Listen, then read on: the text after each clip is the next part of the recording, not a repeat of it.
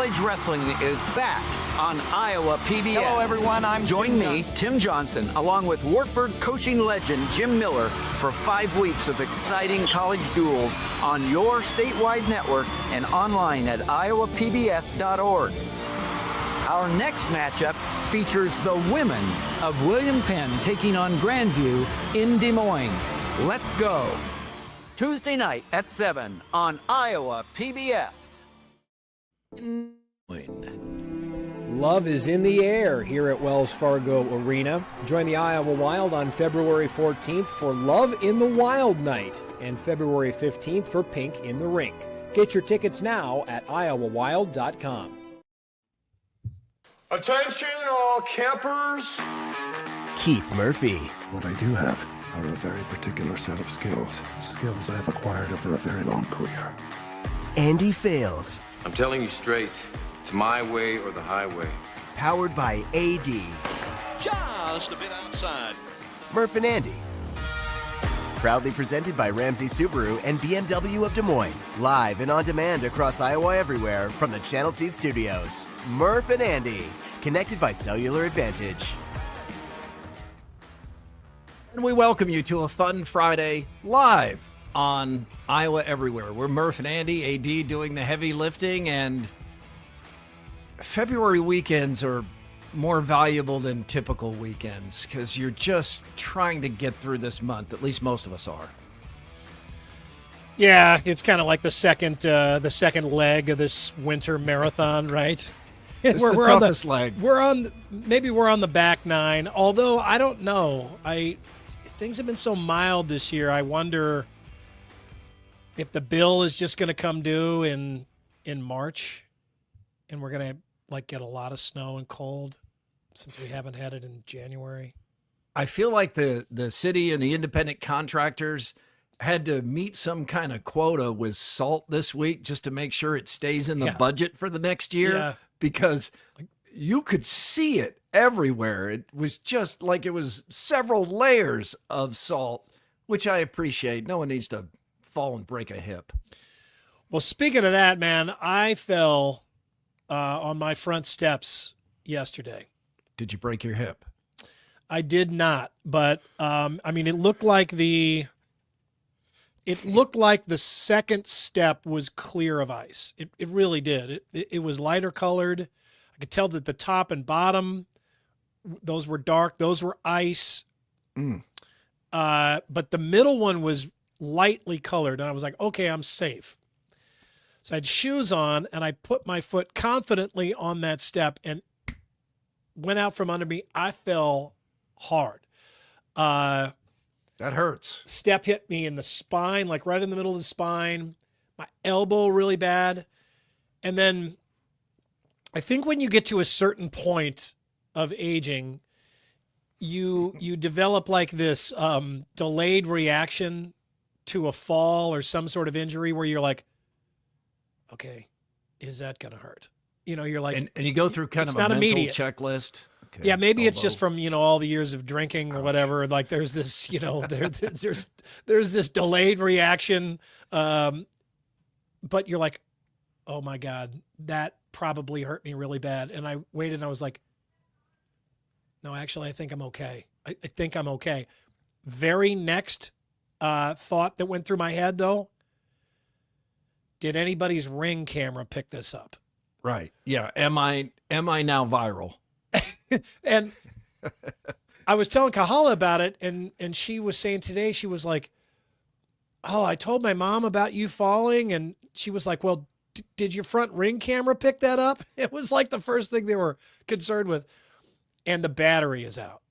So I really, honest to God, I would play that today if I thought we were about to unveil it as anticipation. Yeah, I'm sorry. Yeah, I kind of pulled that football away at the last second. But, man, I came down hard, and that hurts, man. You and it happens in slow motion. It looks like cartoon slow motion. It's funny because it feels that way. When you're a little kid, you just fall all the time. Your bones are spongy. Yeah, they're spongy. It doesn't matter. You just bounce right back up. And, boy, as you get older, man, you fall, and it, takes you longer to – first of all, it hurts more, and then it takes you longer to recover from the injury. But, Yeah, you understand. I mean, people, when they're elderly people, when they fall out there on the ice, I mean, that's a serious thing. So when Ed is talking about ice storms, and I hear people, real concerned about that, I don't slough that off. I think, I understand why you're concerned about that and why he's taking it seriously. I fell in the WHO 13 parking lot a couple of years ago, and it was a pretty bad fall. And the first thing I did was look around to see if anybody saw me fall, because what's your reaction if somebody sees it? Do you try to pretend like you meant to do it? There was no way on this one. It was, what do you call it? Ass over tea kettle, or what's the expression? That sounds good. I don't know. I can improve on that. Yeah. So I looked around, nobody had seen me. And then I kind of forgot about it. And then the next day I woke up, I was like, what? Why am I sore in a couple of spots? It's like, oh, that's right. Yeah, it took a hard fall. I got a couple of those that are coming in real nice. So, next couple of days. Earlier today on X, formerly Twitter, we played Guess the Year.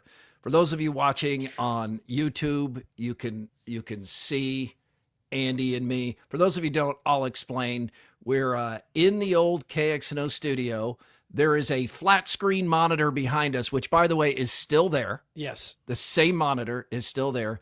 Andy is in full glory butt chin mode with a Drake Bulldogs hat on, the D, or is that D-Mac?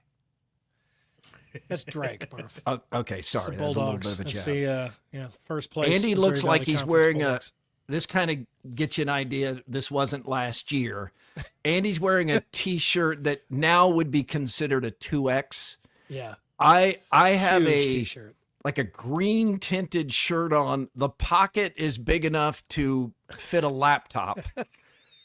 The tie looks like something Chris Berman would wear in the 80s. It's way too big and wide, and it might still be in the sports office. In fact, might have Andy worn may have that worn the it other recently. night. Yeah, that I me and the rep ties, we go together. I don't. That is it's probably not actually that big. It's the angle of the camera lens, but yeah, that tie does look like it's going to go down and just inhale your crotch. Yeah, we don't want to tilt like a down boa on this photo. constrictor on a wild pig. AD, I think you know the answer, but what year is this? So I was thinking like right around the start of the radio show, so like 09 or so. Yeah, it's actually before. It's a fill-in bit back in the day. So Chris Hassel, of all people, solved this because there were guesses, and unfortunately for us, Andy, many of them were in the 90s. They're like, that looks like about 1997, maybe 98. No, it's it a wasn't total that far 90s back. looking T-shirt I got, and I think that was like sushi or something on the front. That was back when I did not ever care about any T-shirt I wore. Well, this shows. I don't even know if it had what the two logos arms and are. a neck hole, I would wear it. It might be like a series of logos, almost look like emojis across your chest. Yeah, they're pieces of sushi, I think. There's some pieces of chopsticks sushi. there. Okay. Yeah, I don't know what those are. I was trying to figure out when this was by just the clues. And many people have said, well, Murph has hair.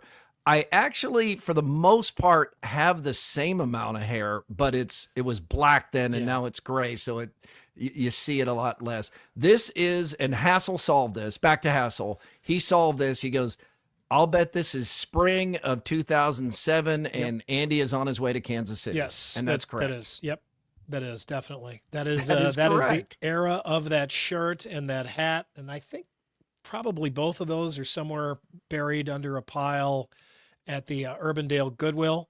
But why is the butt chin just so glorious in this shot? I mean, it's almost like it's got its own special lighting, or a makeup artist had to come in to increase the crevice. It's absolutely a butt crack. I mean, look at that. It's such a butt chin. AD, you didn't alter that butt chin, did you? No editing done. It's such a butt chin. I mean, I don't think I can make it look more of like a butt lip. I mean, it's so buttish. Did you get some butt chin work done? I mean, how is it? Why is it not this prominent? You're not heavier than you were in this photo. You look the same size. I'm lighter now, definitely. Okay, lighter. so yeah, probably 15 pounds, probably 15 pounds lighter now than I was then. But my tie weighed that 15 like pounds. fat face would push my chin? push the butt cheeks, the chin cheeks together. It was, I don't know, it was strange. It was, I don't know where I got that. My dad didn't have a chin like that. I'm not sure. It's something that, so, Kahala is an RN, and she's certified to give Botox injections and lip fillers and stuff like that. She can do all that. I've thought about just getting some Botox in the butt chin just to see what would happen. Would it relax the butt chin and make it less of a butt chin, or would it accentuate it? Would it make it worse? Based on this photo, you're already using the filler now. Because there's a put the prominent filler, change but there. like, the Botox like relaxes the face muscles. I guess that's kind of how it gets rid of the wrinkles, as it relaxes the little muscles that make the wrinkles. But I don't know. I mean, I've had that for far longer than I've had any, crow's feet or wrinkles on my forehead. I don't know. The Guest House Tavern and Oyster in West Des Moines sets the table for sports and more, including where's the buzz? Why Chiefs hate? And who's the a-hole? It's all coming up. Guest House Tavern, Northwoods-inspired Midwestern hospitality. Right now, high or low since the last show. Presented by Wealth Charter Retirement Planning and Tax. Just talked with Tim Hawkins yesterday up at Wealth Charter. Andrew, he wanted me to remind you that he was going to reach out to you, give you a call, help you get your portfolio set up. I need that. Some things have changed. Contribution limits have changed this year. You're gonna have a more complicated tax situation. You need some help. Everybody needs a little help. I remember when I used to try to do my taxes on my own. Oh my God, what a mess! I could have more money now if I'd been smarter. Oh my God, I am so proud to pay somebody else to do that work. It is crazy. I'm going to go high here. So a few weeks ago, we showed you this picture of Eddie's good friend, Griffin Capriva. He's in a full Iowa State gear with one of those big Iowa State chains, medallions with Iowa State on it. Yeah, he's looking a little Flavor Flav there, but they're big Cyclone fans, season ticket holders, and he loves going to the game. He's one of those fans that gets way into it. Like if they lose, he takes it hard. Yeah, I used to be that kid. But he loves the song by Shabuzi, Andrew, what the hell's the name of that song? It's getting tipsy. Yeah, tipsy, and he's changed it to Lipsy. Everybody at Hilton getting Lipsy. So yeah, he came up with that little slogan himself, and his mom Susan made that sign, and then somebody was like, you should send that sign down to Raygun, because that would make a good slogan. And Mike Draper right on it. These will be on sale on Monday. Everybody at Hilton getting Lipsy. Isn't that cool? That's pretty cool to have, to have at that age said something or come up with something that got put on a shirt. And they're always looking for new slogans like that. That's a good one. It's very Sipker tried for like 20 years and he's friends with Mike, and Mike would be like, "Yeah, I don't think that's a shirt." Yeah, well, this one nice try, just it really fits the space too. So I think that's really, really cool. I'm going high as well here on a Friday, and my high is that I have learned as I've advanced in age more and more that a big part of life is just simply having something to look forward to.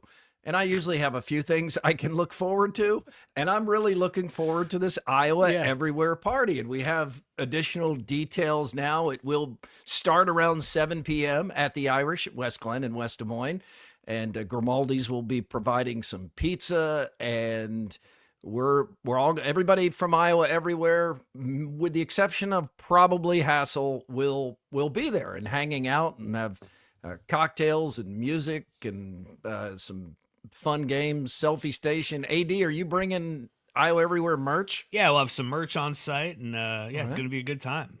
Yeah, so- we'll have drink specials, and Jim the Liquor King is working on that. And Now, will he be on a throne the whole night, or will he be circulating? He's kind of carved out a lot of work for himself that night. I don't Okay. I don't think he's going to have a chance to put his butt down at all that night. So Okay. he may be in a crown. Yeah. What if he and Carson King are there?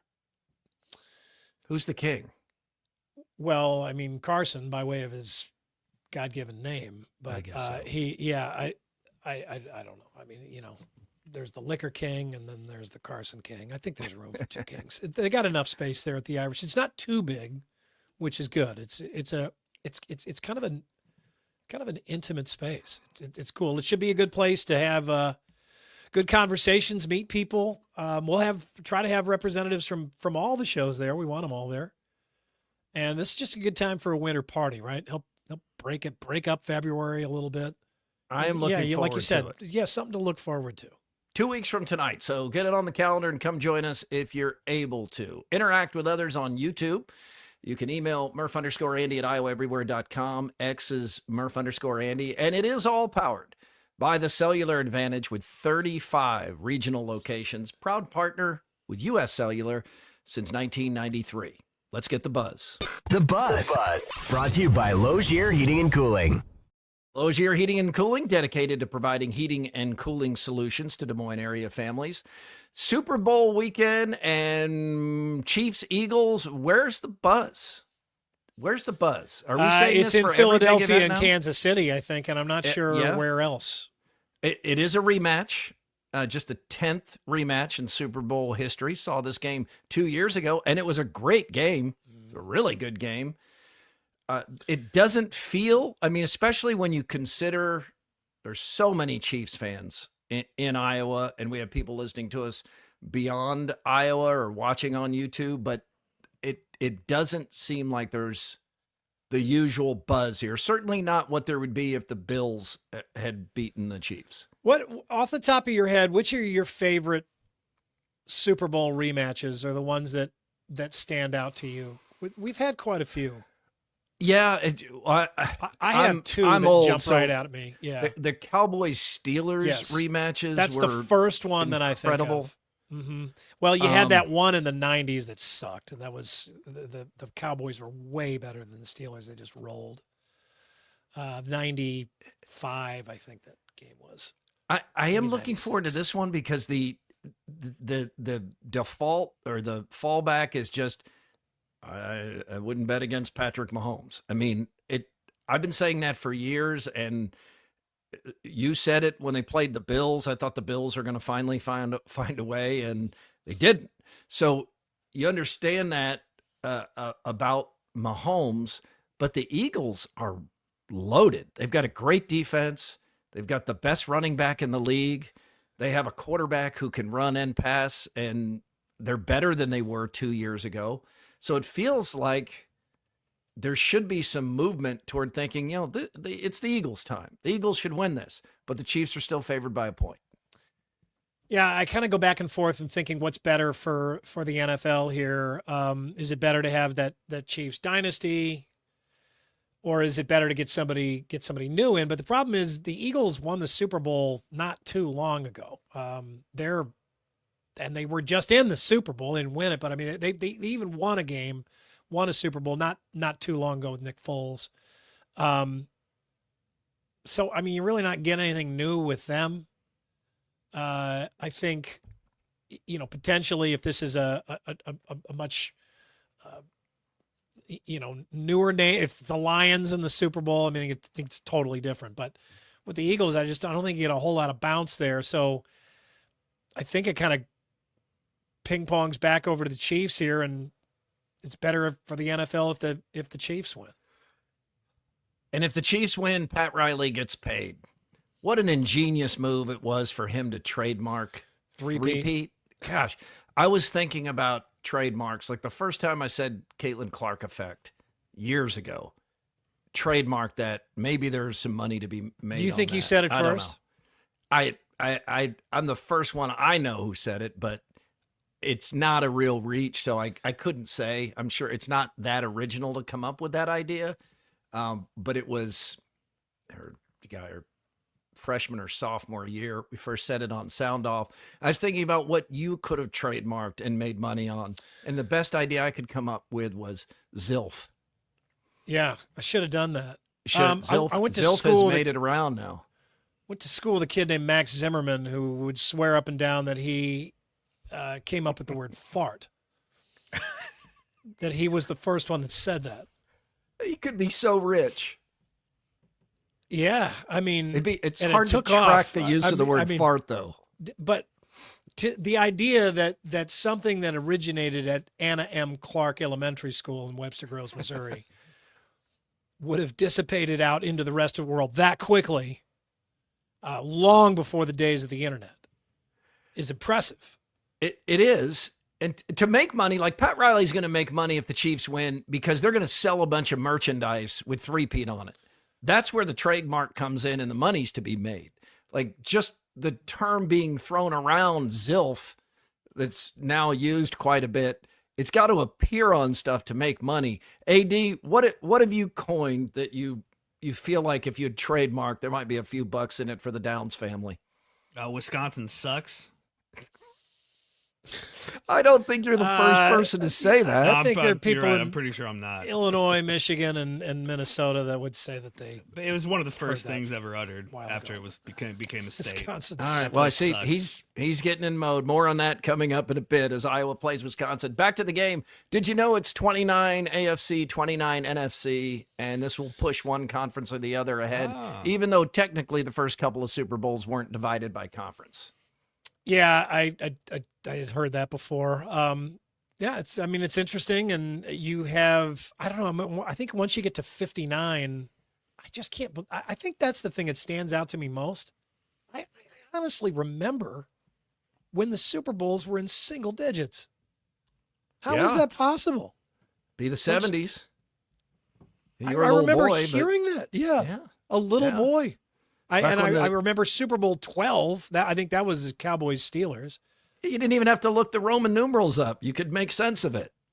Yeah, I mean, now you're just like today is now is an easier year, but some of those where you get a couple of X's and a bunch of the I's and a V or two. I mean, you just whoa, man, I have no idea what this means. All right, who are fans rooting for by state?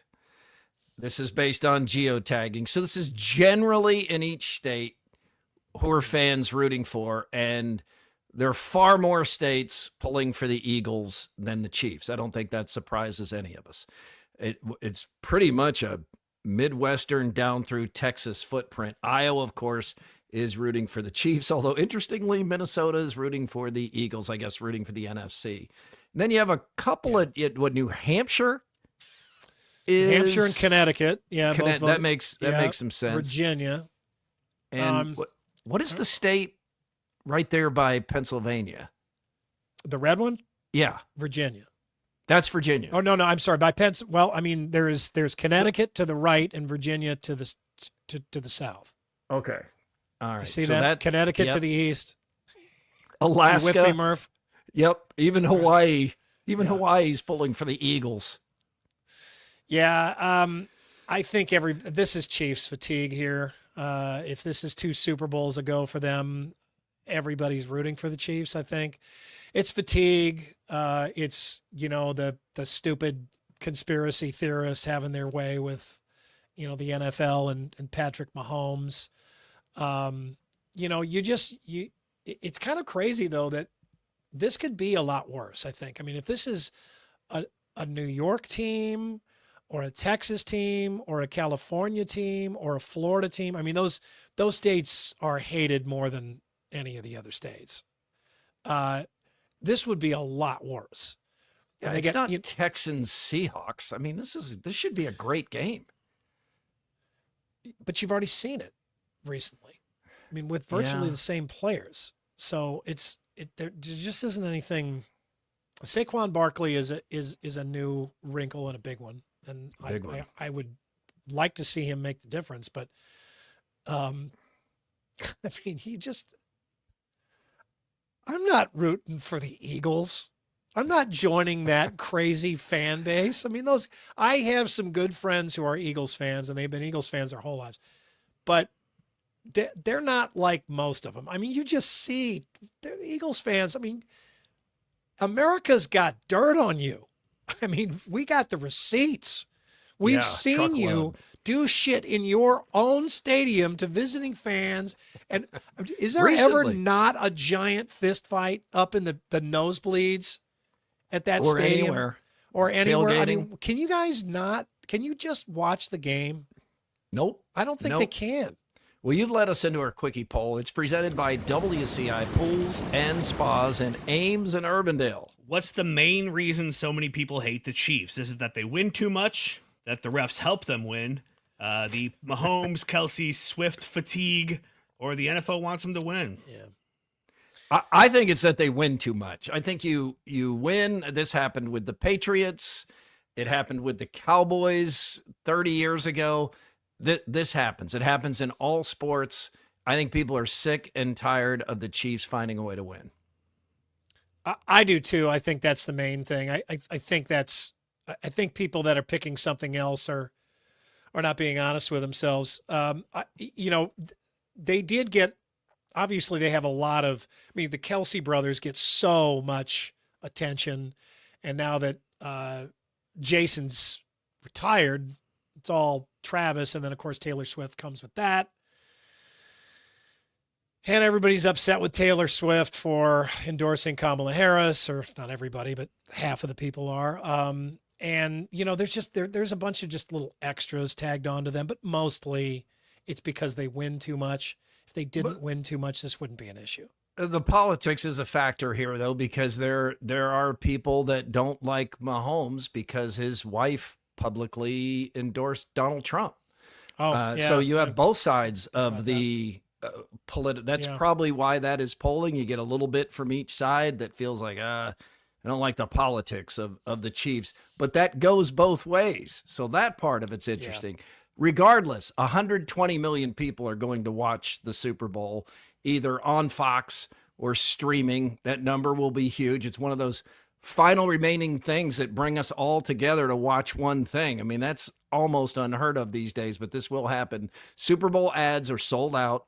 30 seconds, $7 to $8 million for each 30 seconds. And again, they're all gone. So Andy, I'm going to describe a few of the commercials that you can expect, tell you a little bit about what the commercial is, and just want to hear from you, AD, anytime you want to chime in too, whether this makes you look forward to this commercial, because you watch the commercials.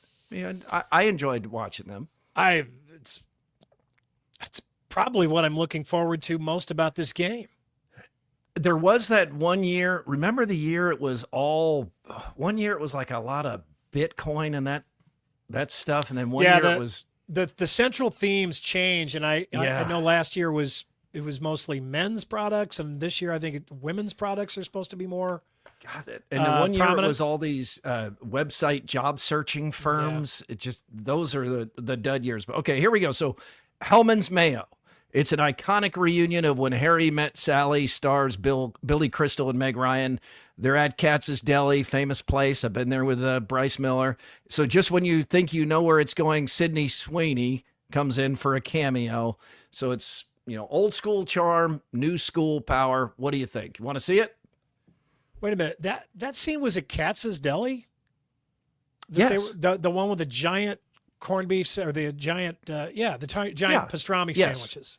Yep. I think I had a sandwich there, I don't know, whenever we were there for an NCAA tournament game 15 or 20 years ago, and the sandwich was $18 back then. So I don't know what it would cost now. It's like a pound of meat. It's just gigantic. Intrigued? Want to see it or don't want it to spoil I want to see your it. memory? Okay. No, I want to see it. Yeah, Sydney Sweeney faking an orgasm. I'm in. Jeez, is that what she's doing? I mean, that's well, what the that's my is, guess right? too. Yeah, thanks that's for supposed spoiling to be Meg it. Ryan doing that, right? Not if Sydney Sweeney's coming in to help. So we'll see how that goes. Haagen-Dazs. So it is a Not So Fast, Not So Furious. It reunites Vin Diesel and Michelle Rodriguez and Ludacris. In the ad, the trio swaps high-speed chases for a leisurely drive along the Pacific Coast Highway, savoring Haagen-Dazs ice cream. Yes? As they all get older. As they all get paid. For their lives have calmed down to the point where the Fast and Furious doesn't appeal to them anymore. They want the slow and steady. They just want to reflect on their journey with some ice cream. Yeah, I don't care about this. AD? Nah, me neither. MSC Cruises. Daytime TV host Drew Barrymore and Orlando Bloom will star for MSC Cruises, and Barrymore will sing Madonna's classic hit Holiday while she's on board a ship. I'm out. I'm already annoyed by this. Me too. The Muppets for Booking.com will show us all the ways to book a vacation featuring Kermit, Miss Piggy, Animal, and the ever-sarcastic Statler and Waldorf. It's fun. It's family-friendly. I'm in. I don't care who it's for. I'm in. Yep. Give me the Muppets. All right. Give you the Muppets. Budweiser. Brand's going to tug back at the heartstrings, Andy, with a Clydesdale foal making a beer delivery. The adorable take on their classic Clydesdale campaigns will remind us why Budweiser remains a Super Bowl staple. Yeah, I'm in. Sure. Yeah, I mean, I love Budweiser. Nobody's concerned about the horse children drinking. That's a whole damn keg, too. Well, it's a delivery. So you just push it along with his hoof. He's not rolling that keg, is he? It's going to be all skunked. He probably is rolling that keg. He's on Man, his you way know to how the what a giant disappointment it is, Andrew, when you tap a keg and the thing, you can tell somebody's, like driven down a rocky road with it and it's all foam for like the first 10 minutes. That sucks. It's awful. I opened up some leftover beer from a party we had a few weeks ago, and it just exploded in our 1525 lounge. And I don't know how or why, but I feel like Sipker's behind it. I'll get to the bottom of it. All right, Ray-Ban Meta glasses. Okay. In the ad, hey, Meta, it's pronounced Meta, right? Yeah. Meta? Okay. Hey, Meta, who eats we're talking art? about the same word. Yeah. Actors Chris Hemsworth and Chris Pratt explore Kris Jenner's art collection using Ray-Ban Meta smart glasses.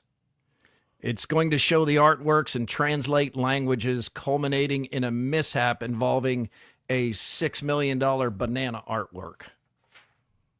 That Andy Warhol thing. That sounds really dumb. Yeah. I mean, those glasses sound kind of interesting, but I don't want another Kardashian thing. Not after watching that O.J. Simpson series on Netflix. That went very light on the Robert Kardashian. It did. You have to watch that. That's really good. I finished that last night. I was stupefied. I'm OJ'd out. I thought I was, thought but that there's too, some man. real new stuff here. I'm telling you, you need to watch it. Okay. It's good. All right, Duncan is back. Ben Affleck returns with another hilarious Duncan ad. This time he's joined by his brother Casey Affleck and Succession star Jeremy Strong. Strong is going to poke fun at his method acting reputation. I'm in for this. I think this sounds good. The Casey Affleck Saturday Night Live Duncan commercial is one of the funniest commercials ever. It's great. And this isn't fair, but for those who are watching on YouTube or can see the photo, it's not fair. But this in my mind is how I picture AD dressed when I first met him. With the Kangol hat. Yeah. Fuzzy Kangol.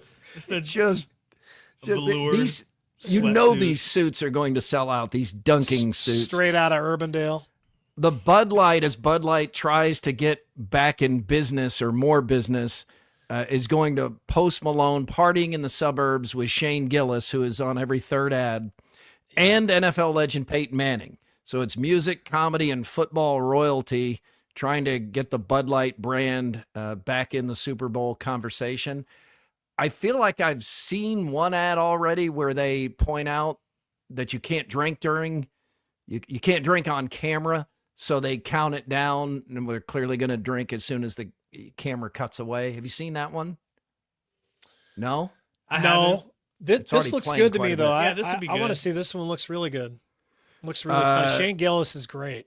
Stella Artois, retired soccer star David Beckham, will get some groundbreaking news from his parents. Spoiler alert, they're played by actors. They're going to share a beer, and then David's on-screen twin is played by Matt Damon. Seems kind of convoluted.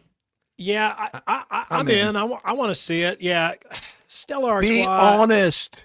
Be honest. If you get it like out of the tap, it's great. If you drink it out of the bottle, it always tastes like a skunk's ass because it's always skunked. You know, it seriously doesn't. Have you ever had a bottle of Stella Artois that wasn't skunked? I think I have. I'll tell you what I haven't had, though, is skunk's ass. How is it you know what a skunk's ass tastes like? Well, first of all, I've washed several dogs who've been freshly sprayed by the skunk's ass. So, fair enough. And it probably got in my mouth. Final one we'll preview here is Uber Eats. It is the most buzzed about commercial. Features Matthew McConaughey humorously exploring a conspiracy theory that football was invented to sell food. We've seen this before with the cherries eating rice. The 60-second ad showcases McConaughey along with Kevin Bacon reenacting historical moments and playing various characters to explain McConaughey's theory. Yeah, I'm intrigued for that. This sounds really good. Yep, that sounds good. Give it to me. Super Bowl media then and now. Wanted to run this by people who could see it. AD, do you have the photo of Joe Namath on the beach? Okay, this is Super Bowl III. And the Jets are just hanging out at the beach and by the pool in chairs, and the media can just walk up with a camera and a microphone, and local media doing the interview that's on the screen right now, talking to Joe Namath, who is in plaid swim trunks with no shirt on, just doing those trunks are pulled up nice and high, too. Yeah, those are McCartney height. Kind of splits the digits there. So this was Super Bowl III. This is back when networks weren't even paying to put the game on. The NFL was just happy to have somebody broadcast, and to begin with, it was on two different networks. But this is where it gets going. This is where it gets real. After the Jets make the AFC a real thing, AFL, and turns into AFC. And now the Super Bowl media is so crowded that they are assigned to a concourse in the Superdome where, for those who can't see this photo, they're just surrounded by concrete and barriers, and there's just dozens of tables. And it looks like a parking garage. That looks like a parking garage to me. It might be. Look at the curbs on the ground. It might be a parking garage. Jeez. And it in those of us who have sent people to cover the Super Bowl or been at a Super Bowl, most of the time, most of the media is in an auxiliary tent. Yeah, it's way not outside even in the stadium. Mm-hmm. We had an auxiliary tent at the Rose Bowl with plenty of room in there.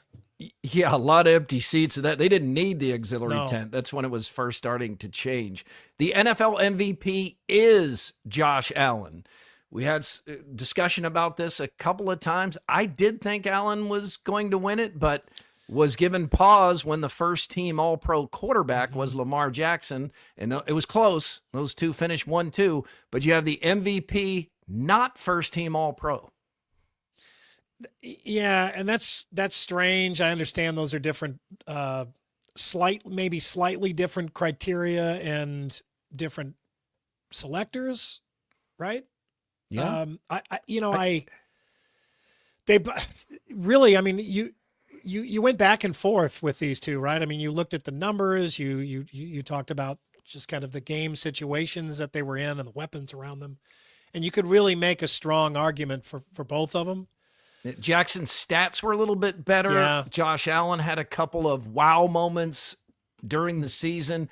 And then you just get the fatigue factor. And anytime there's a vote of anything, it can get to a point where you just want someone else to take a turn. Like you can't give the Academy Award to Meryl Streep every year, so other people win it. Or he does look Michael Jordan. Genuinely happy to win that.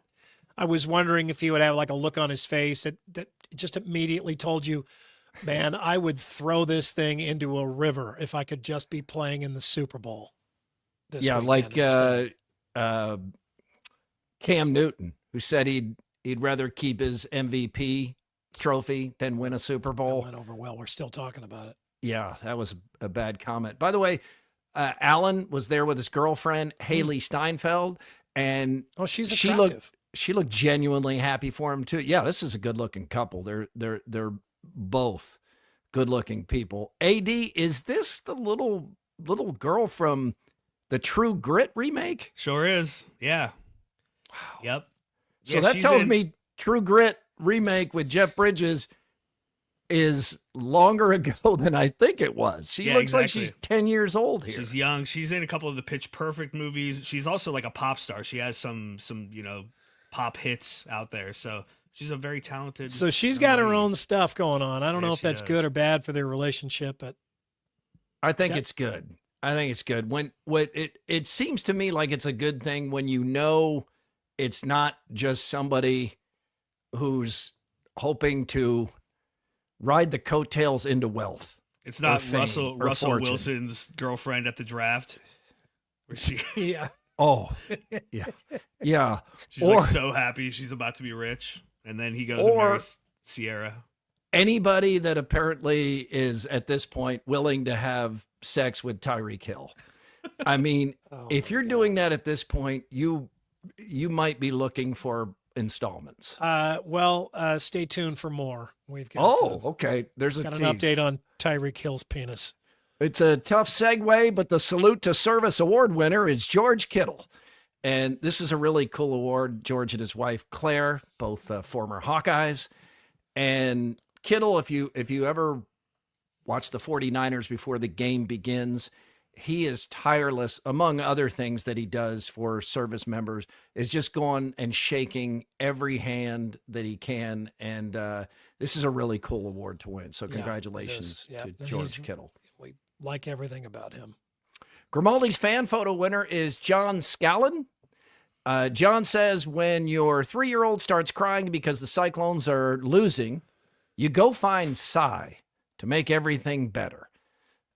And it worked. Look at that smile. That's a purpose that I've not considered before for a mascot. That's Saturday at Kansas State. I imagine it was a rough day for that young man, or against Kansas State, rather. But I imagine Cy made a lot of rounds. Yeah. So. I have a feeling I'll be taking my daughter to find Herky a few times tomorrow at Carver. Yeah, becomes Cry Cy. And even though it's cold, you got to get a cone. And look at Cy. You ever notice Cy is always smiling? Yeah, I mean, bird. Really does. Or weather phenomena or whatever he is. Yeah. All right, so John is headed to the Ankeny location with his family. Congratulations. $50 gift card given away here each week to Grimaldi's Cold Brick Oven Pizzeria. Locations in West Des Moines and the district at Prairie Trail in Ankeny. What's so funny? Did you say cold brick oven? Did I say cold? Yeah, it's not cold bricks. They're hot bricks. They're like the hottest bricks that you can find. Hey, I'm managing a lot here. I'm looking ahead. I'm sorry. Cold brick oven. Cold. That's like a Chris Williams, isn't it? Yeah, they got cold brick oven. You ever had the cold brick oven? Cold brick oven. The cold bricks are the best kind of bricks. What'd you say? Did you say cold brick? Yeah, Hassel just won't. Did I say cold brick? I don't think I said cold brick. Did I say cold brick? Cold Brick Oven Pizzeria. Other hot topics, Colorado coaching staff now has 3 Hall of Fame football players. Deion Sanders, Warren Sapp, and now that he's been hired to coach the running backs, Marshall Faulk.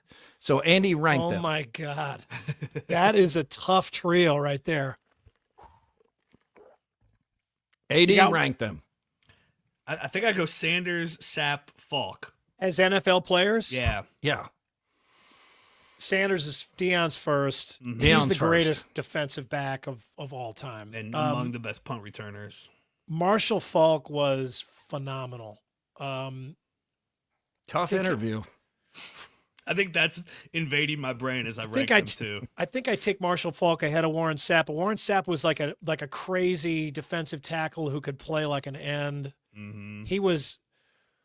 Marshall Faulk was a guy that, God, if he was on your team, you loved him, and if he wasn't, you hated his guts. I mean, he was rough. And that guy, man, if there was a turnover, that guy went head hunting like no other defensive player out there. That guy tried to knock someone out with a block. But that's tough, man. I can see Warren Sapp like still feeling like he could kick any of the college players' asses. Marshall Faulk, God, man. We had him on the show. I remember talking to friends of mine who were working in the St. Louis media with the Rams. I had left before he got there, and they were talking about how awful he was to deal with. He was just terrible to the media, and just really cantankerous. I don't think he was a real beloved teammate either. He's just a real prickly guy. He's coaching. Yeah. He wants to coach. Yeah, he's the running backs coach. He was incredible. When we interviewed him, excuse me, he was really doing well. He was happy, seemed to like the questions. We were just cruising along. And then I asked him who he considered the greatest running back of all time. And that pissed him off. You know what didn't piss him off is I asked him about his reputation as being a tough interview. And he liked that question. He gave us a pretty good answer to that. He was just like, well, look, I don't feel like I need to pretend to be in a different mood than I'm in at the time I'm getting interviewed. And if somebody asks me what I think is a stupid question, I'm not gonna just, happily answer it. So yeah, because I then remember he got upset. You jumped in with, "Oh, you did it! See, yeah, you did it. We were cruising right along, and you did it." The Iowa women won their 4th straight game last night, beating Minnesota an 11th straight time. So I hope that some of the criticism of Jan Jensen has calmed down. Remember that? We said give it more time, let them catch up to what a transitional year this is, and they've gone from losing a few games in a row to winning 4 straight, including a win over number 4 USC. So happy for her to see things going well. But this game will be mostly remembered for the trip from Cedar Rapids to Minnesota. It was a wild one. Now, here's the play-by-play from Sports Information, University of Iowa, Bailey Turner. He's a proud Boone Toreador alum.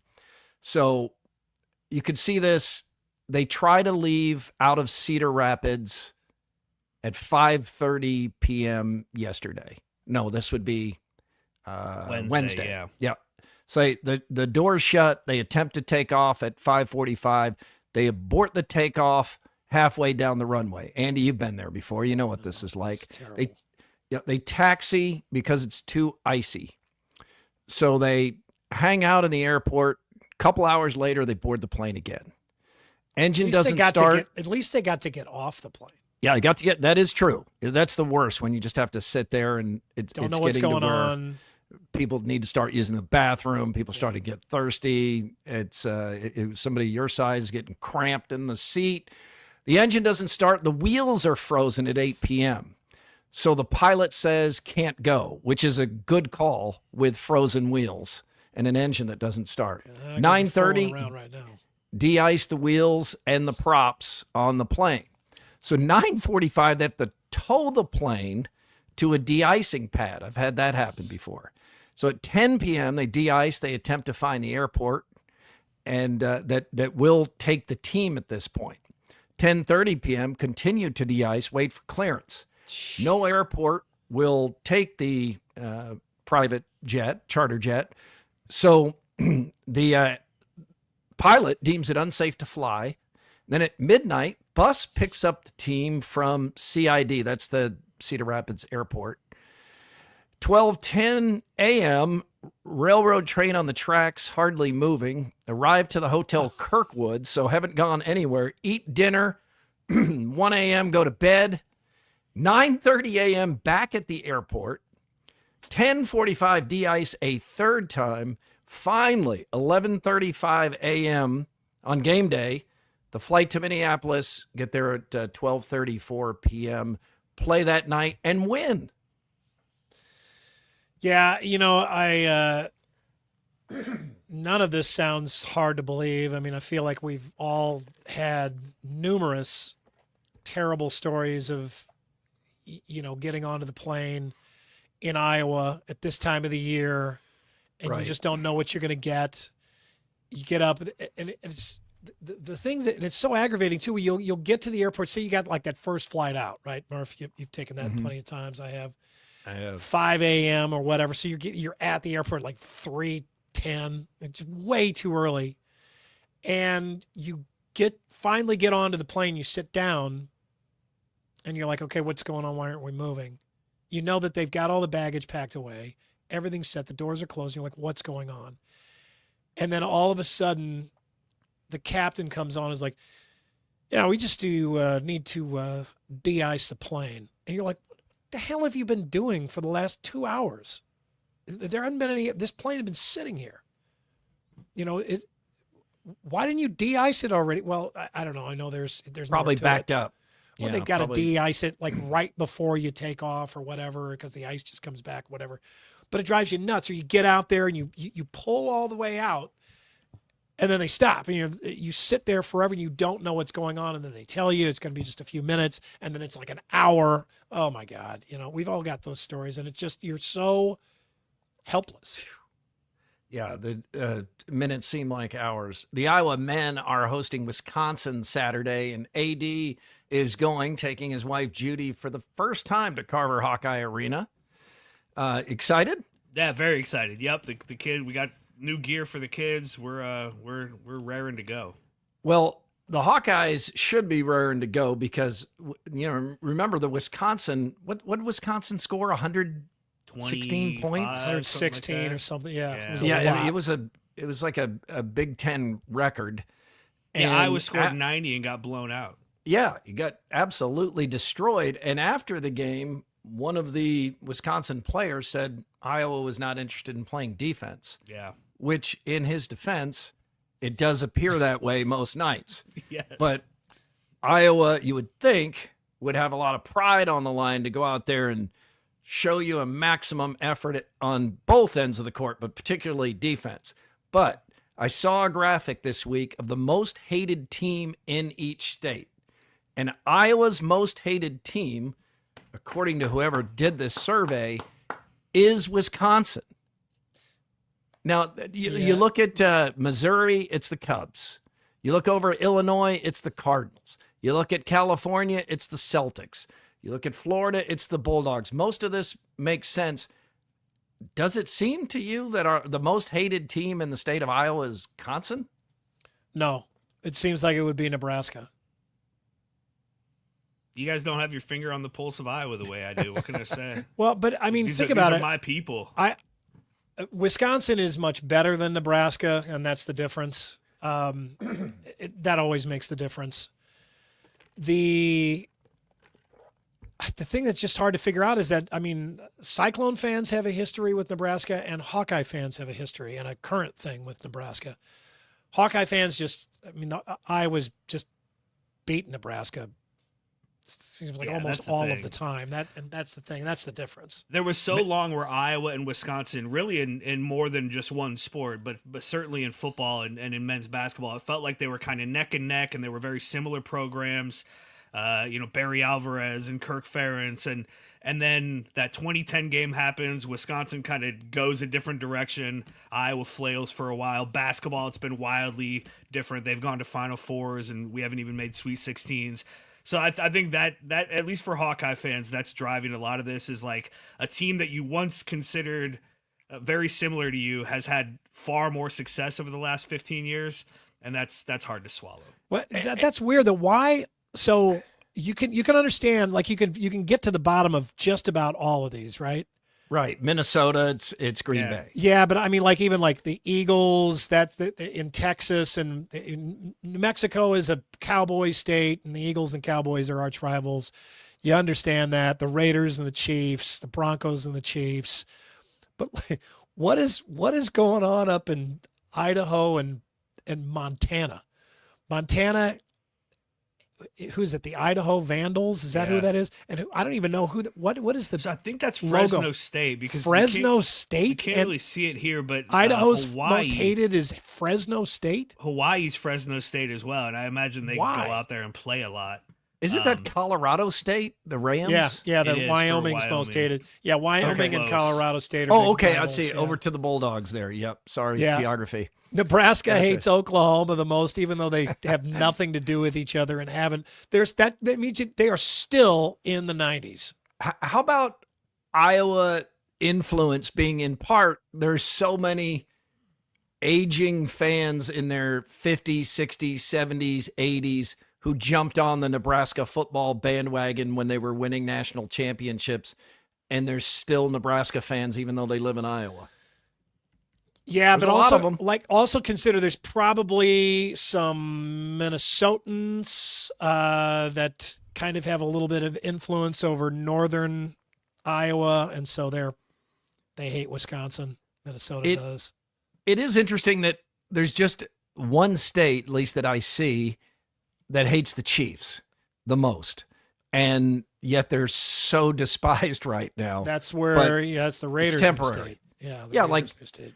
If you did this 5 years ago, there would be Patriots all over this map, and now Only is Indiana. Anybody? Indiana. Yeah. Yep, Peyton Manning. It is interesting.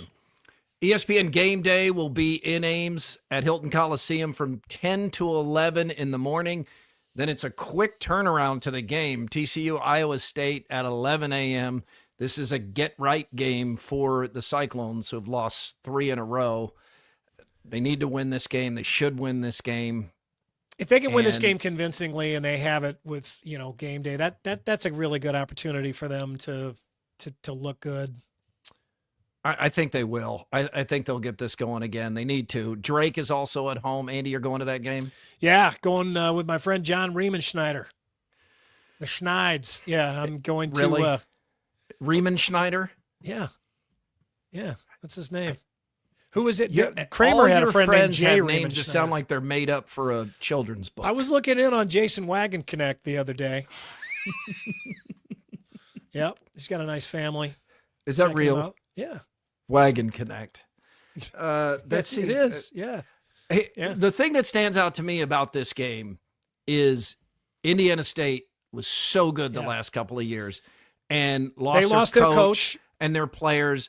And this is what's supposed to happen when you Yes. lose your coach and players. You're supposed to be under 500 and struggling and a shell of the program you were the previous year.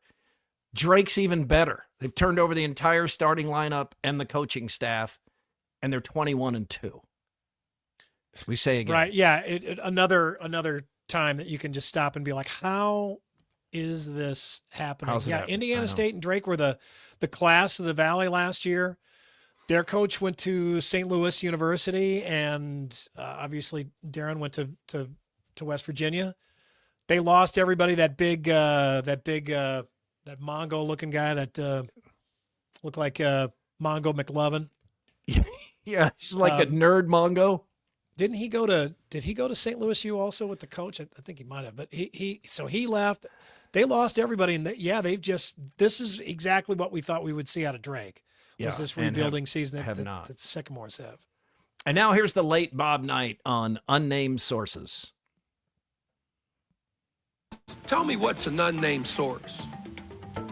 Anybody do that? I mean, tell me what the hell is, you're going to ask me questions. What's an unnamed source?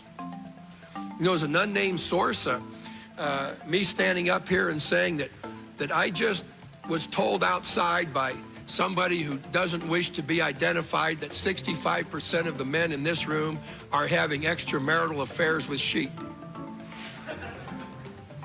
Is that an unnamed source? Confluence is the official beer of Murph and Andy. Confluence, where good things come together. Confluence today has Winter Blues. Perfect month to try a pint of Winter Blues. It is time for Throwdowns. Throwdowns. It's Throwdowns. Backed by Heartland Tire and Auto. All right, let's throw it down. Powered by Heartland Tire and Auto, treating you like family in Ankeny, Joaquin, Knoxville, Boone, and Creston. Murph, Patrick Mahomes could win his 4th Super Bowl this weekend. Still a few short of Tom Brady's 7. Does Mahomes need to win 7 Super Bowls to make an argument as the greatest of all time?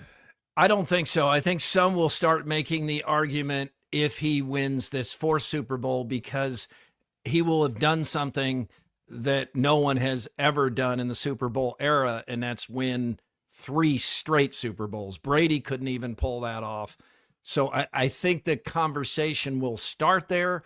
But for me, even though I think Patrick Mahomes is a more talented quarterback than Tom Brady and equally as cerebral at figuring out the defense and what to do. I think the divider still is that Brady went to the Bucs and won a Super Bowl. And well, Bill Patrick Belichick Mahomes. didn't do anything without him. So Yeah. I think I'm still with Brady as the greatest, but I don't think he has to get to 7. He gets to 4 and he joins some other quarterbacks, and then he's not far from that clear separation of 5 and 7. I don't think he needs to get to 7 to make the argument or have an argument. I think he needs to get to 7 to win the argument. That's just it's just too. It's always the math. Mm-hmm. People want to go deeper than that, but it never really works. They want to argue about, the games that you were there and you lost and it wasn't your fault, and the times that you were the all-pro and the other guy wasn't. That's not, first of all, this is not a real argument that can be won. It's just a bunch of opinions. Yeah, right. And mostly people just go with the simple math. I mean, and you just have to, what Tom Brady was doing deep into his 40s, counted for twice as much, because he was supposed to be long retired when he was still winning Super Bowls. That's incredible. And he was, and the way he was doing it, where it seemed like his offense, with the exception of Gronk, and he changed tight ends too, but it seems like his offense would change completely every 2 years. It was just everybody else was gone, and they would didn't matter who they were bringing in. Yeah, and all his slot receivers looked like an Iowa Everywhere producer. Yeah, they were. It didn't matter. I mean, he was making household names of these guys. It seemed like you could bring in guys from the stands, and now to a certain extent, Patrick Mahomes he's gone through a bunch of offensive counterparts also, and he's really just had Travis Kelce, and the others have kind of come and gone, and he's kept on winning, but he needs to keep on winning, I think, to really be able to win this argument. Yeah, and as we point out in the comments, he beat Mahomes in the Super Bowl, beat him in the playoffs when he was with the Patriots. Mahomes will never be able to do that. Right. It's funny. You look at Mahomes, you say, hey, great career. Do it again, and you may be the best of all time. Do everything you've already done another twice. time. Yeah. Jeez. Andy, the weather for the Super Bowl will be pretty much what it always is, 72 degrees with no wind. Would you like to see a snowy Super Bowl? I would like to see a snowy Super Bowl if one or more of the teams played in that type of environment. I don't want to see, the Dolphins and the Cardinals have to play in snow, just to make it different. I honestly would like to see the people that go to the Super Bowl be forced to sit out in the snow. I would like to see that. I want to see that. It is such a part of football, but I don't mind the games that are in the domes where you can say, okay, let's just, let's get rid of the weather element and just have the purest football game that we can. I would like to see a game in the snow. I mean, part of what makes football great is that outdoor element and seeing something different, whether it's rain or snow. I wish they weren't in domes. I do know that controlling the weather probably presents the most balanced competition, but dealing with the elements is one of the fun things about watching football. I would like to see that. I wish they would, I was reminded when we were in Tempe that one of the great Super Bowls, Cowboys-Steelers Super Bowls, was at Sun Devil Stadium. They used to even move to college stadiums to play some of the Super Bowls. But just to Stadium had one. Yeah, just to be outdoors. I wish they were all outdoors, but I understand. Yeah, but like the rainy Super Bowl, the Bears and Bears and Colts, that was awful. Yeah. Rain is not as scenic as snow for sure. All right, Murph, what's the best non-football thing about Super Bowl Sunday? Ooh, I think for me, it's the food grazing. Jenny just puts all kinds of great stuff out, and it feels like a second Thanksgiving, where when we finally eat, I realize I'm not hungry because I've been eating for like 5 hours. Jenny could make like her own restaurant where it's just the buffet table. They're just like the apps table. Yes. It could be, Jenny's app table. That's the name. Actually, a right really there. good idea. Yeah. A cocktail bar where you just do apps, and then you come here before your dinner. Come here, have an app, have a cocktail, and then go to wherever you're going to go for dinner. Pour yourself a cocktail at Murph's bar, then stand around and have Jenny's apps. Now, Murph hasn't helped at all with any of this. He's not I'm making there to drinks. talk to people. He's just he's just talking to people. That's I'm just being friendly. All right, let's throw downs. Yeah, that's throwdowns. And my grazing, I'm just reminded, it's like all early in the day, too, because we have to go to work. Yeah, sorry about that. Right. All right, ready or not? Here we come. Scott School. Scott School. Scott School. Scott School is cool. Yeah. Hi, everybody. Hi, Scott. Welcome to Scott School. So one of my favorite things that happens in the English language is this thing called rebracketing. And long before we had the printing press, most people, believe this, most people never saw the written word down. They couldn't even read. So they would see a term or they'd hear a term like this, an ek name. And because it wasn't written down, it slowly became a nickname. And that's how we got a nickname. And that's Scott School. Scott School. Scott School. Scott School is cool. Yeah. Andy, you went to Drake. Did you follow that? They wrote stuff down on paper. Yeah, but most people couldn't read. So when you would say a term like, hey, How Andy. did the printing press teach people to read? Well, it allowed standardization of spelling, and then more people had access to it. But you see this because the N, an ek name became a nick. Look at it's you, kind of like Murph with the coal-fired oven. The cold-fired oven. That's cold-fired oven. Cold brick. One oven. of my other favorite ones is a newt. See, you wouldn't know if I'm saying A-N space E-W-T or if I was saying A space N-E-W-T. That's how we got the name newt for the animal. It's actually oot, E-W-T. But we flipped it because we can't hear where the N flips, and so we rebracketed it. Scott School. So, hey, it's a wonder we don't call them negs and bacon. You know, a neg McMuffin. Exactly right. Hoodoo, the Odd Job Marketplace, presents Scott School and Scott Sipker each week. Good to have you with us, Scott. Wednesday, Flip It Forward begins, everybody. We are officially taking over that property in West Des Moines. Take some photos. The entire house. Oh, we will be putting out a ton of content for this. Right, so follow along if you want to see I behind the scenes. I need to do a TV story with that. That remind me of that. That's a good story. It's a good story. Yeah, I'm sure he will. Yeah. Stupid Quickie poll this week. Let's get to it, AD. Presented by WCI Pools and Spas. How would you describe the current state of American fashion?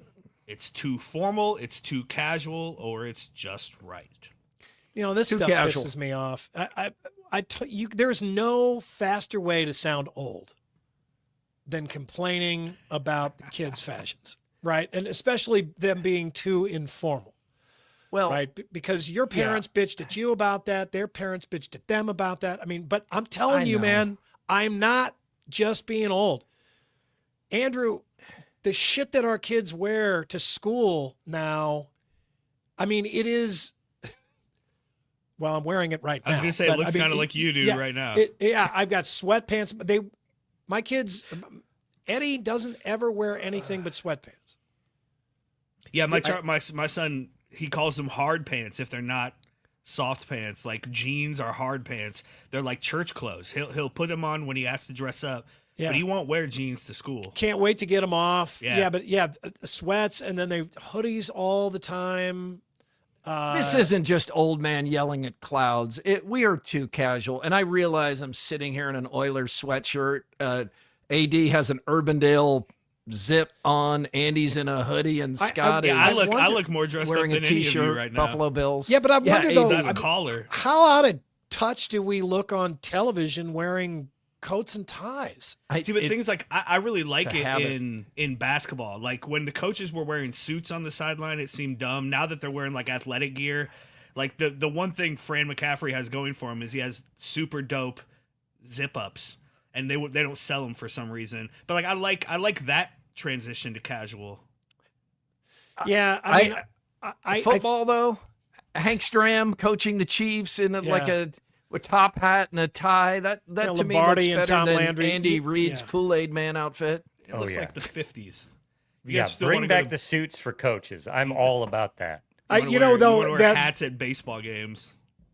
Yeah, I mean, like looking up into the stands and of a baseball game, and everybody's in a hat and a tie. And some of the stuff I don't even understand. Cade jumps on to produce Overthinking, and he'll be on camera, and I will be like, "What is that furry, shaggy top you're wearing?" But I guess it's super cool. What Andy wore one the other day, so it must be catching on. I had to take it off. Yeah, I ended up having to put on a tie that day. But this has happened fast too. When I was in college, which I realize isn't 10 years ago, but you would go to a Georgia Bulldogs football game, and the students, the men wore shirts and ties, and the women wore sundresses or dresses, depending on the weather. It was just a tradition. But I don't think that exists even in the SEC anymore. No, Scott, you were at LSU. Yeah, Ole Miss, they still do it. Ole Miss still does it? When I was at LSU, I'd have to say Ole Miss came to town, and there are some attractive women at Ole Miss. I'll give them that. Before we get to more, and we'll get there in just a moment, including who's the a-hole, I want to show you this young man making 3 shots at a Massachusetts women's basketball game. Now, according to the young man, Noah, and his friends, Noah was told he needs to make a layup, a free throw, a three-pointer, and a half-court shot in under 30 seconds. So Noah does it. He makes all 4 shots. You see the layup right there if you're watching on free throw, YouTube. No. Okay. There's the free throw. It's the free throw. He hits the free throw.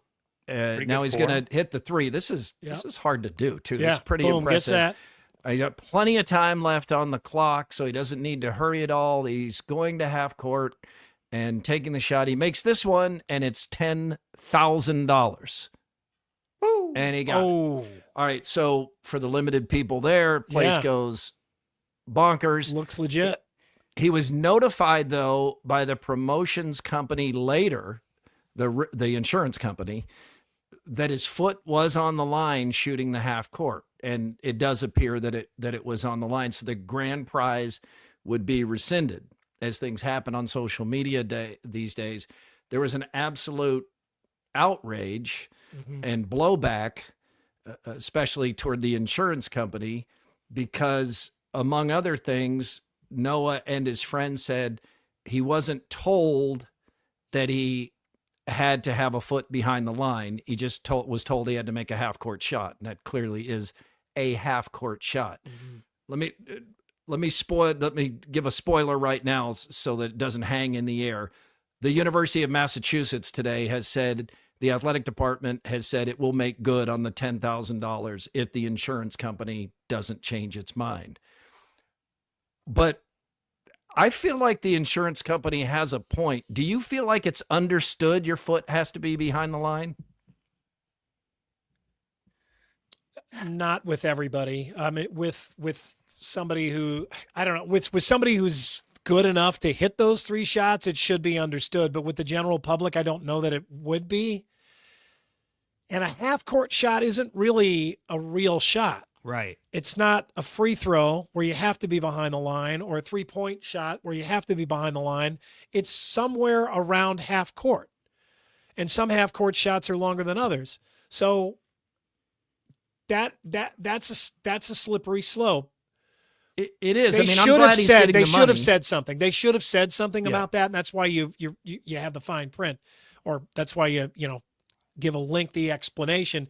But if you look the other way on that, I mean, if you let him do it, that's going to open you up to not only other stuff that might happen in the future, but to problems with people who may have been denied in the past by rule technicalities. There's a bunch of narcs.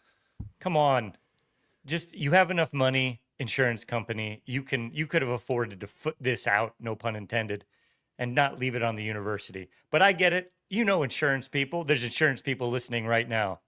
You guys are narcs. Well, I'm sure there's more to it than being just a narc. As Andy's saying, it's a precedent. If you say like, okay, well, you know what, where do you draw the line then? Do you have to make sure what somebody's foot there is is on a the line line of the literally three-pointer? drawn on the court already. His foot was on it, which means he's at half court. He made the shot. And listen, these things are for fun and they almost never work. If you're working in an insurance company and you're a narc, you of course don't let this go through. But if you're somebody who has a soul and is looking out for your fellow compadres, your fellow human beings, you let this slide, man. Man, I could go either way on this. I mean, I could, and I can understand both points of view. Yeah, I could. If you let it slide, you are going to open yourself up to more problems. What's the line? Is it 1 foot past the line, or can it be 5 feet past half court? What if it comes down to when you release the ball? Let's say he's about out of time. I mean, he's shooting, the ball's got to be out of his hand. You're going to go back and watch the replay there. You're going to look at it with the shot clock superimposed on the screen. Are we going to do that? I mean, when you're talking that much money, though, you typically do have to worry about that kind of stuff, right? Because you're going to get in problems like this. And I'm glad he's getting the money, of course. And one of the things that complicates the matter, and if we're taking he and his friends at the word that he wasn't given specific instructions that he had to be behind the line, he did still have quite a bit of time left on the clock. So if he had known he fouled, he could have shot it again. Possibly still gotten the ball and made it back to half court and shot again. But again, he is going to get the $10,000. Yes, but okay, we're missing the principle of it. If he's behind the half court line, that is more than a half court shot. If his foot is anywhere on the line, that is literally a half court shot. That's a good point. Not in front of the line, it's on the line. Yeah, it's complicated. It's more complicated. It's not complicated. There is no such making it complicated, you narcs. There's no such thing as a half-court shot. You're just talking about like where on the floor he was standing when he shot it. So the instruction should have been beyond half-court shot. Yes, that's right. Or a shot from behind the half-court line. Let's get some more here on a Friday. But wait, there's more from Either Or Eatery and Patio. Either Or is ramping up to Valentine's Day. So starting next week, they got a couple of new things. First of all, they've got this special. It is the girl dinner special. I think they have taken girl and or from Either Or, and then they put them together and they get girl. Girl. I'm not sure. That's a lot of French fries. This is just a light meal there for the girls or to take your Valentine. Light. No, it's a cup of soup. It's your choice of sliders, and those are awesome. You get the fries there, which are just friggin' incredible. I think they used like the beef tallow, and then a dessert as well. Special price on that. That starts next week, and then also starting next week is a special cocktail menu that they will have. We'll show that to you. Look at some of the elements. It's they've got a little kind of a Valentine's Day pop-up to take advantage of those red and white lights they already have in there. Valley West Mall is finally for sale. Oh. Did you think it was already for sale? No. I didn't know. I do know it's open because Jenny and her cousin went and walked there the other day. They did some inside mall walking, and they said they had plenty of room. Can we put Mark's comment up here? Can't believe AD didn't Photoshop a mini turd coming out of Andy's butt chin. All right, so that's like an hour behind. What's going on here, Mark? The comments catching up. Stop. So Valley West, it's been a mess. It was foreclosed on, and then this management company had it in receivership for a few years, and they were trying to, still operate it as a mall and get new tenants. Everybody knew that wasn't going to happen, but finally it's agreed to sell. Not that anybody's going to come and buy the mall. They're going to want to maybe buy the property. What blew me away is that like 20 years ago, the property there, which is almost 20 acres, was valued at like $106 million, and now it's valued at less than $20 million. Wow. They're going to have they're going to have to spend a lot on demolition, hopefully get some, all new construction going on over there. It's still a really valuable piece of property, but it's crazy. That was the premier shopping district in the state of Iowa for a long time. And now they said that the assessed value on the mall itself and the buildings is $100. That depreciation is stunning. I mean, oh man, that makes a new car look like nothing. What depreciates that much? Maybe Scott's Yaris. Yaris. It's a Yaris, by the way. Yaris. I'll tell you what depreciates faster is my hairline. Same. Yeah, it's a mayonnaise sandwich in Arizona in the summer or something. But I still like that. Andy's idea. You buy this sucker up, you turn it into a time capsule of a mall, where you start in one end and you work your way through the 50s of the mall, and then you go into the 60s and the 70s and 80s, and you get to have that experience of walking through a mall in its heyday. A mall museum, perhaps. Yes, I kind of like that. Yeah, I don't think it's going to happen, but that's your idea, Andy. I stole that idea from you. He's giving you permission to take it. Okay. All right. Speaking of things that start with Valley, Valley High School AD Brad Rose, who we know well. I know well. He's a friend of mine. I like Brad a lot. He is retiring at the end of this year.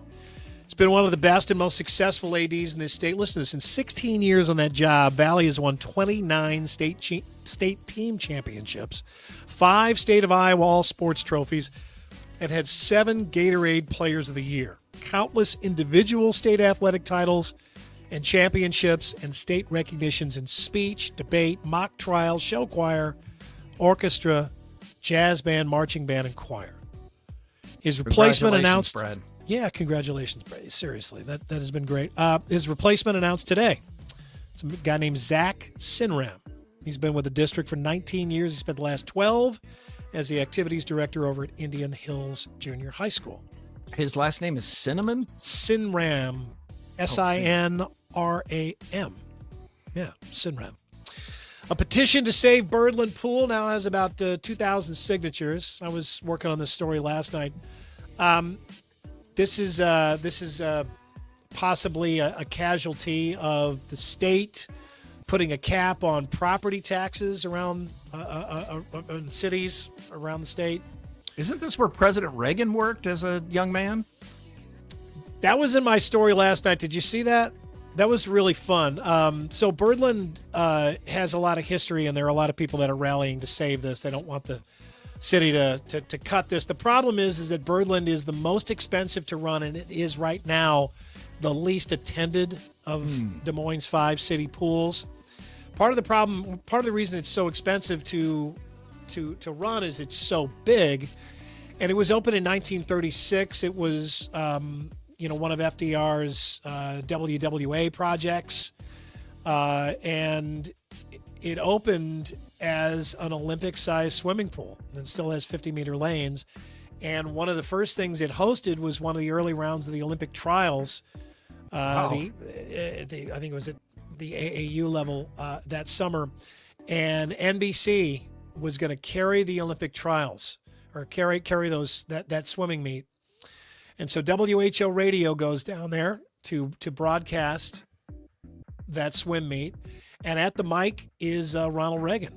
When he's was he sports director or just the whole news director? He was an announcer at WHO. Yeah, he was the sports director. Yeah, and so we had heard a little bit about that, and the proponents of saving Birdland are talking about all this history.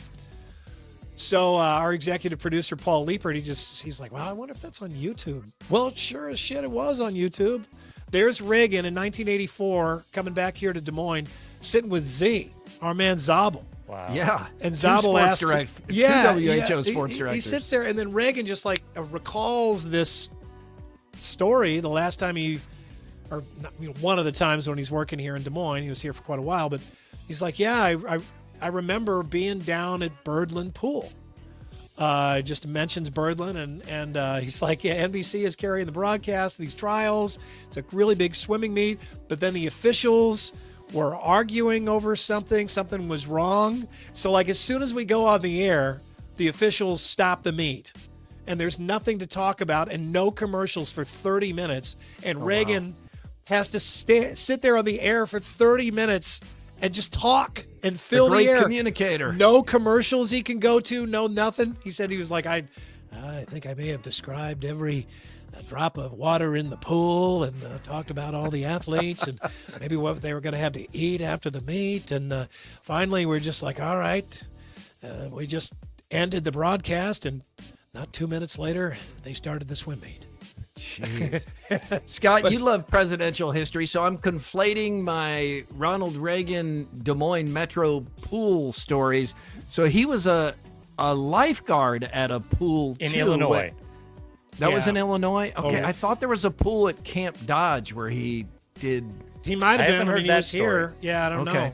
I mean, I'm sure he swam That's when an he old was pool, here. too.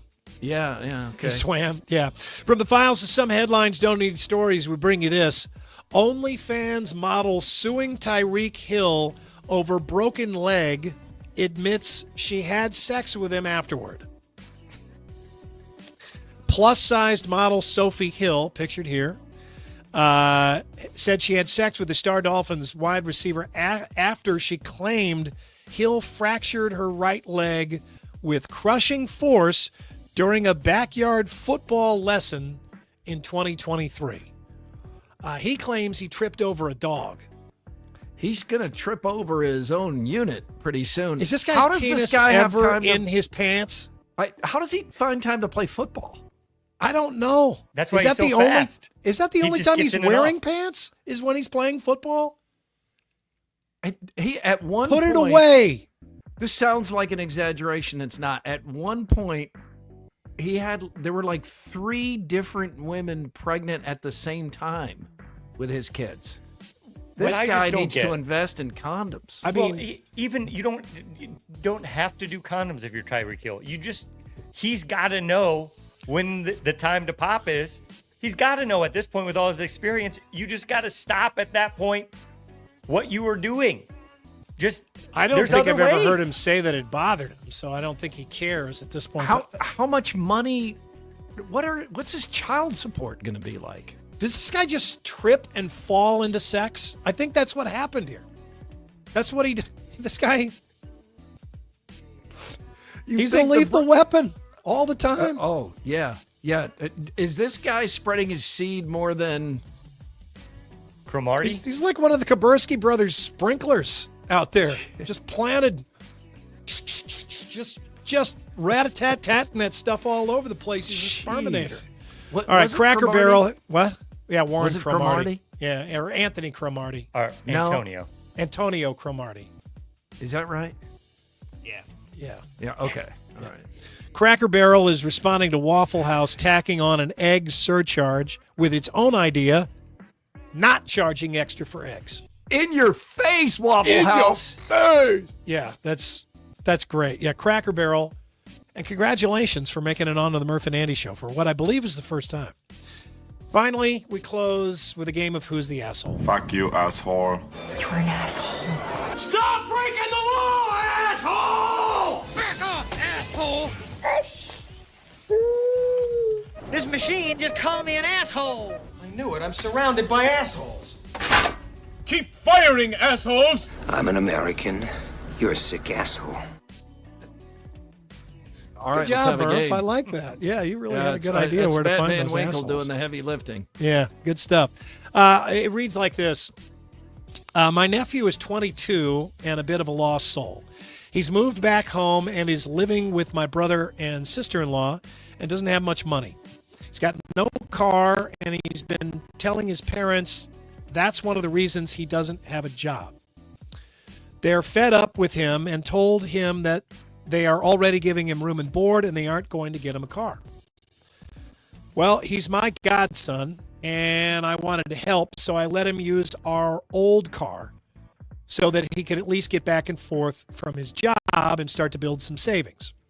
My brother told me I shouldn't do that unless I was willing to just give him the car and not expect to get it back. But my nephew assured me he'd take care of it and give it back to me once he had enough money to buy himself a car. I said, don't worry about it. We don't use it much, and it's not worth much. Well, last week he crashed it. He claims a drunk driver hit him, knocked him off the road, and took off, but I don't buy it. It happened late at night. No one filed a police report, and I suspect that he was the one who'd been drinking, though I have no proof. Anyway, the car now needs to be repaired or probably just totaled. My nephew doesn't have enough money to repair it. My brother is telling me, I told you so, and I'm down a car, which I don't really need and wasn't using, but still. My nephew was extremely apologetic and pleaded with me to fix the car so he could keep using it. I told my brother he should pay for the repairs, but my brother said, forget it. I told you not to loan him the car in the first place. I then told my nephew he needs to pay for the repairs, but he clearly can't. I'm now stuck with a busted up old car that isn't worth fixing and a nephew who is no better off than when I originally tried to help him. Who's the asshole here? Is it the uncle who loaned out the car after being told not to? Nephew who crashed it and can't pay for it? Or the dad who won't do anything about it? Jeez, this is a good one. Well, Anybody Murph? have a strong conviction? I think it's the nephew. I'm picking between the three. He needs to be more responsible for his own life. It was very gracious of his uncle to his uncle. Yeah. give him the car, and then you make the mistake of wrecking it, and your position is, Uncle, I need you to pay for the repairs to this car. I mean, that's just too much. What about the dad? I can see what I can see the. What I can about see the the dad? And the dad is going for tough love, and he's being bailed out by his brother. He went for tough love way too late. That's why he's the a-hole. He's raised a kid like this. Parents have to take responsibility for their kids and their action, especially when they're adults and you still allow them to live in your house. He should have kicked them out at 18. You think he's the a-hole for letting him back in. But that's happening with a lot of parents where they're having their kids back in. Yeah, I don't know. I mean, my first impulse is it's the kid.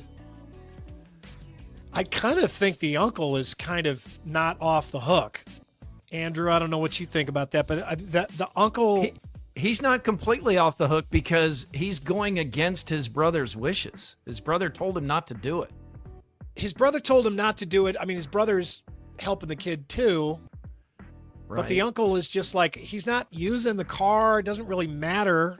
He's trying to do a nice thing for family. So if it doesn't matter, like if you don't care about not getting it back, you shouldn't give it out. And now suddenly he cares. It's kind of the thing that my dad would say, I think your dad would say, Andy, is like, don't loan family money, just give it to them. That was my grandfather's grandfather, because you don't expect it back. Andrew, how much longer are you going to think about this here? Yeah, it's still the nephew. There are levels for everybody, and everybody's kind of made missteps here and there. But this kid needs to get his shit together. Maybe this will be the thing that straightens him up. Yeah, but he ain't going to move out of that house. Well, his dad needs to kick him out of the house. Human beings are so much more resourceful than we give them credit for. Especially if you have youth on your side, if he gets kicked out of that house, I'm telling you, he'll figure it out. It's going to be hard. He's going to suffer. He's going to be uncomfortable, but that's what he's got to go through, clearly.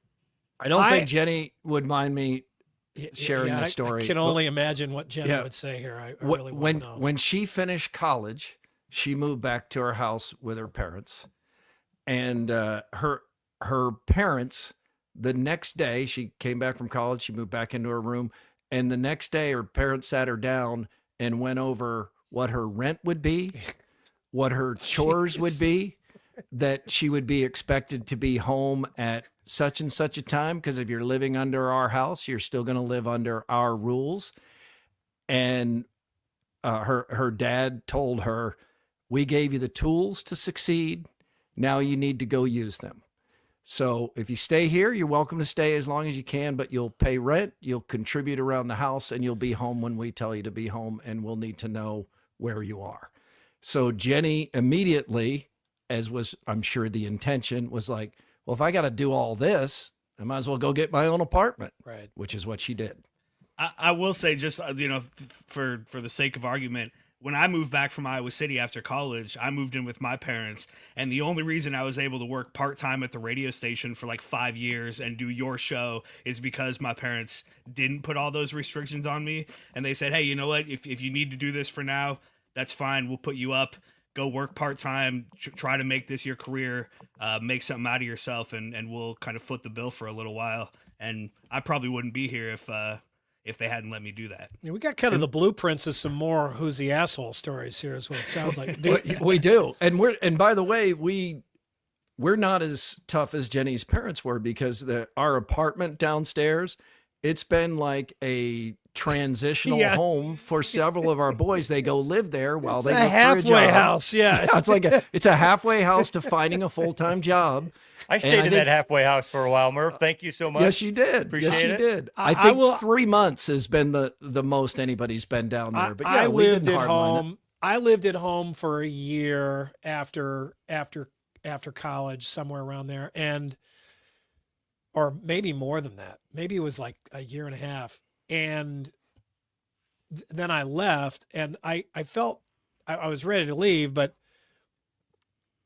I figured it out later on why my dad never complained about that, because what he got was a slave. Yeah. Right. I mean, he gave me room and board, but I had to do all the shit that he didn't want to do around the house. And I mean, like I was the gardener, and trash, recycling, any kind of dirty work that came up, that was on me. Seriously. And he didn't ever complain about it, but I moved out, and later on I was kind of like, he kind of had a pretty good deal there while I was there. Kids are supposed to be an asset, and instead in our modern society, they've become the opposite of an asset. They just take all the money and all the food. And that says more about the kids than it does society? Yeah, they don't contribute anymore because we don't live on farms. When you live out on a farm, a kid, that's why you crank them all out, because they're expendable and you need to have them for the work. You think it's just the farmland, it's not the entitlement? Well, once you move to a city, now kids, they become, what are they supposed to do all day? It is the parents' fault. Really, it Always. is. I mean, the parents set this up, and then they don't, says the non-parent, require anything. Yeah, you do it. But. Yeah, all right, that was a good game there. I don't think we got to the bottom of it or anything, but yeah. Nephew, let's see. What do the comments say? Nephew is the asshole. Anybody else? Yeah. Dan Does the says guy trip and fall into sex? Oh, that's from Hammerschmidt. That's got to be one of your friends. Oh, that's Hammer. Yeah, absolutely. It is your friend, right? Hammerschmidt? Yep.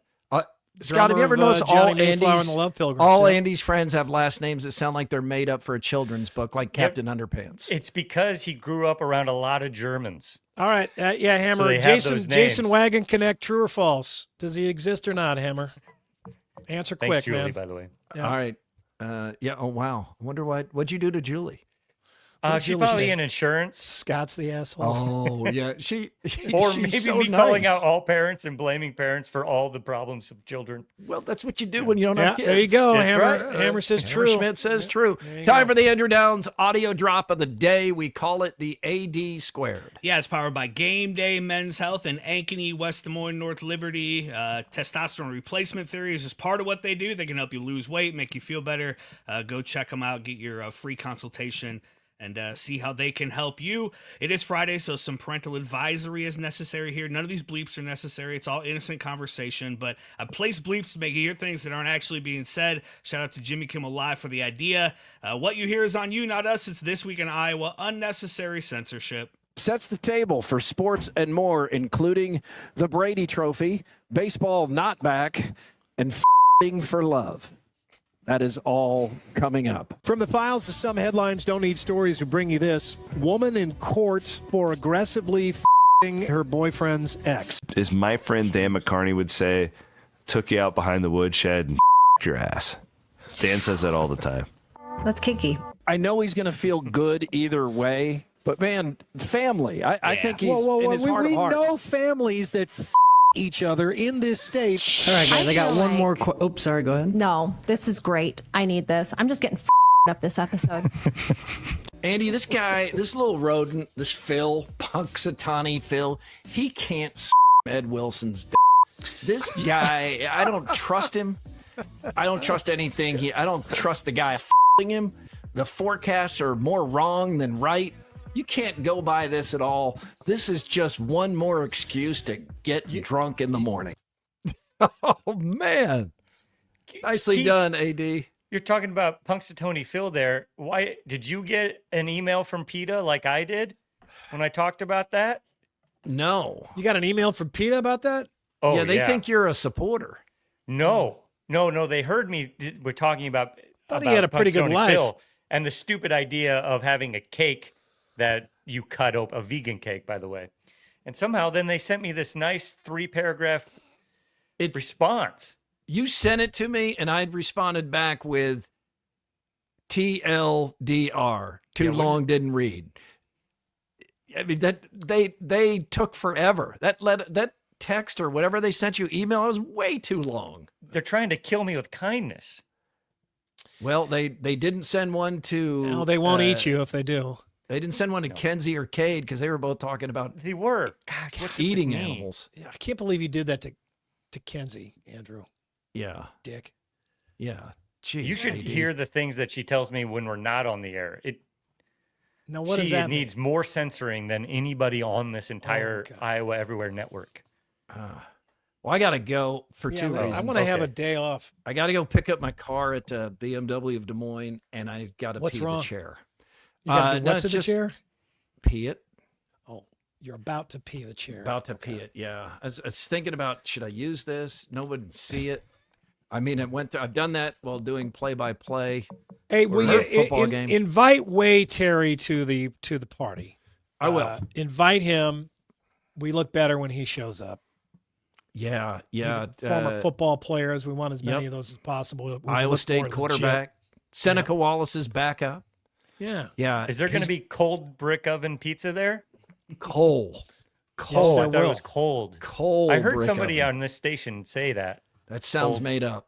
That sounds made up. All right. Thank you for being part of Murph and Andy and supporting local media and Coal Brick Oven Pizzeria. Be sure to check out the merch store at iowaeverywhere.com, and we'd appreciate it if you like, review, and subscribe on whatever platform you found us. Appreciate all the interaction today. I can see there's quite a bit on Facebook and YouTube. Thanks for doing that. It's fun. We're back Monday. We hope you are too.